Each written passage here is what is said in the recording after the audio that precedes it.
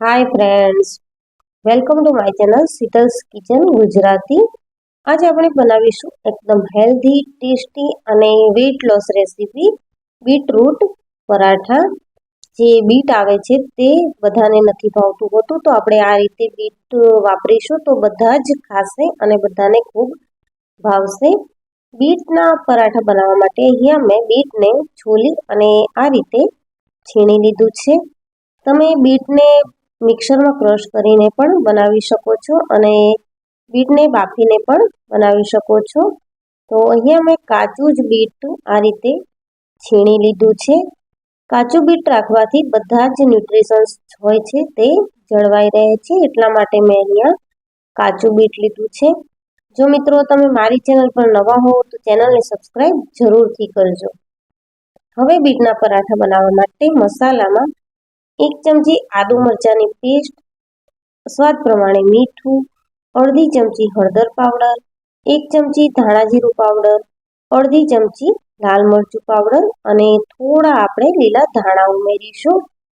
બધી જ વસ્તુને આપણે સારી રીતે મિક્સ કરવાની છે. 1 ચમચી જેટલા મેં સફેદ તલ ઉમેર્યા છે. મોવણ માટે 1 મોટી ચમચી તેલ ઉમેરીશું. તો આ પરાઠા એકદમ હેલ્ધી અને ટેસ્ટી એવા બને છે, તો બેની જગ્યાએ બાળકો 4 પણ ખાઈ લેશે અને બાળકોને લંચ બોક્સમાં આપણે આ આપી શકીએ છીએ. તો બીટ ઘણી જ હોય છે ટેસ્ટમાં, તો મેં અહીંયા ગળપણ માટે ખાંડ ઉમેરી નથી. અને હવે આપણે ઘઉંનો જે રોટલીનો લોટ આવે છે એ ઉમેરી અને લોટને બાંધી દઈશું પરાઠા જેવો. તો આ રીતે બધા જ મસાલા અને બીટનું જે છીણ છે તેની સાથે આપણે લોટને સારી રીતે બાંધી લેવાનો છે. તો તમે જોઈ શકો છો કે થોડા એવા પાણીની જરૂર પડી છે મારે. તો અહીંયા મેં 3 થી 4 મોટી ચમચી જેટલું પાણી ઉમેરી અને આ રીતે પરાઠા જેવો લોટ બાંધી લીધો છે અને થોડું એવું તેલ લગાવી અને હવે આપણે પરાઠા વણી લઈશું. તો તમે લોટ બાંધતી વખતે 5 થી 10 મિનિટ માટે મસળી લેશો તો લોટને રહેવા દેવાની જરૂર નહીં પડે.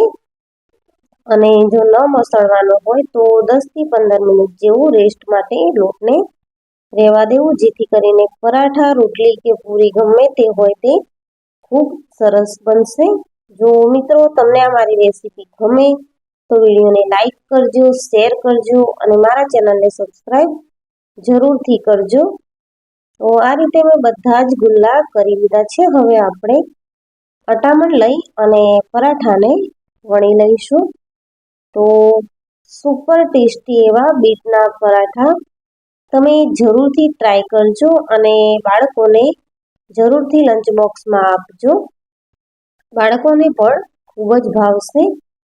તો આ રીતે મેં પરાઠાને વણી લીધો છે. તમે ટ્રાયંગલ શેપમાં વણવા માંગતા હો તો તેમ પણ તમે વણી શકો છો.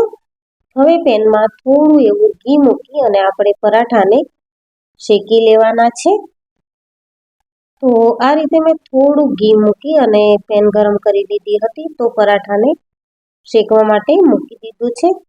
હવે પરાઠો શેકાય ત્યાં સુધી આપણે બીજા પરાઠા વણી લઈશું અને આ જ રીતે બધા પરાઠા આપણે શેકી લેવાના છે. તો ઘીમાં શેકવાથી ખાવામાં ખૂબ જ ટેસ્ટી એવા લાગશે. અને મિત્રો તમે વેઇટ લોસ માટે પણ આ રેસીપીનો ઉપયોગ કરી શકો છો. આ પરાઠા દહીં સાથે ખૂબ જ ટેસ્ટી લાગશે. તો આ રીતે બંને બાજુ થોડું થોડું ઘી લગાવી અને આપણે શેકી લઈશું. તો હેલ્ધી, ટેસ્ટી અને વેઇટ લોસ માટે જરૂરી એવા બીટના પરાઠા આપણા બનીને રેડી થઈ ગયા છે. આ રીતે પ્રેસ કરીને શેકવાથી એકદમ ક્રિસ્પી એવા પરાઠા બનશે અને ખાવાની ખૂબ જ મજા આવશે. તો પરાઠા શેકવામાં ઉતાવળ નથી કરવાની, કારણ કે બીટનું છીણ જે આપણે કાચું લીધું છે તો તેને મીડિયમ ફ્લેમ ઉપર શેકાવા દેવાનું છે. તો આ જ રીતે આપણે બધા જ પરાઠા શેકી લઈશું. અને ઘી લગાવીને શેકવાના એટલે પરાઠા છે તે બળે નહીં અને ક્રિસ્પી એવા બનીને રેડી થશે. ઘીનું એક લેયર બની જતું હોવાથી તેનો ટેસ્ટ ખૂબ જ સરસ લાગે છે.